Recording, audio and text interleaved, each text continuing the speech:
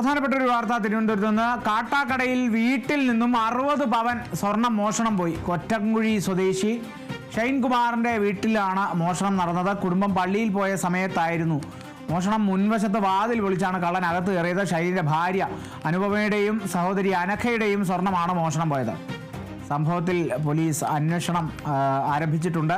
ഈ രാത്രി ക്രിസ്മസിൽ പാതിരാ കുർബാനയ്ക്ക് പോയ ആ സമയത്താണെന്ന് തോന്നുന്നു. ആ സമയത്ത് കള്ളൻ കയറി ഒരു 60 പവനിലധികം സ്വർണം കവർന്നു എന്നാണ് ലഭിക്കുന്ന വിവരം. മുൻവശത്തെ വാതിൽ പൊളിച്ചാണ് കള്ളൻ അകത്ത് കയറി ഈ മോഷണം നടത്തിയത്.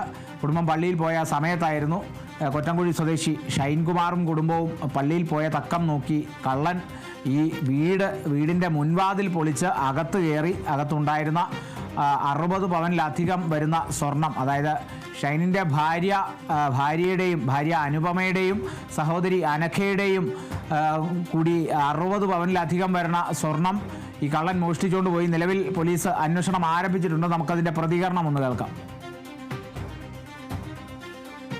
ആരാധന കഴിഞ്ഞ് അവർ തിരിച്ചിവിടെ വീട്ടിൽ വരുമ്പോൾ എന്തോ മോഷണം നടന്നിട്ടുള്ളത് മനസ്സിലായത്. ഉടൻ തന്നെ അവർ കൂട്ടി തിരിച്ച് ബാക്കിയുള്ളവരെ കൂടെ വിളിച്ച് ഇവിടെ വന്ന് മൊത്തം അവർ പരിശോധിച്ചപ്പോഴാണ് മോഷണം വ്യക്തമായിട്ട് അവർക്ക് മനസ്സിലായത്. തിരിച്ചവർ നോക്കിയപ്പോൾ ഫ്യൂസ് ഊരി കറണ്ട് കട്ട് ചെയ്തിട്ടുണ്ടായിരുന്നു.